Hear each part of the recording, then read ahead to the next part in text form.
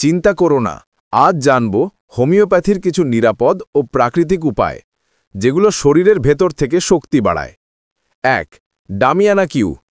এই ওষুধটি যৌন ইচ্ছা ও স্ট্যামিনা বাড়াতে সাহায্য করে।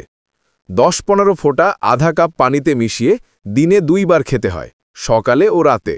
২. লাইকোপোডিয়াম 200। যাদের আত্মবিশ্বাসের অভাবে ইরেকশন ঠিকমতো হয় না, তাদের জন্য লাইকোপোডিয়াম দারুণ কাজ করে। সপ্তাহে ২ দিন, মাত্র ১ ডোজ। ৩. সিলেনিয়াম 30। অতিরিক্ত হস্তমৈথুন বা ক্লান্তির পর শরীর দুর্বল হলে সিলেনিয়াম 30 শরীরের শক্তি ফিরিয়ে আনে। রাতে ঘুমানোর আগে কয়েক ফোঁটা নাও। ৪. Agnus custard 30।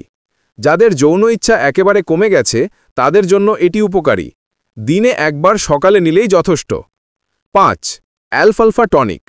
শরীর দুর্বল বা ক্লান্ত লাগলে অ্যালফালফা টনিক খাও। দিনে ২ বার, খাবার আগে ১ টেবিল চামচ।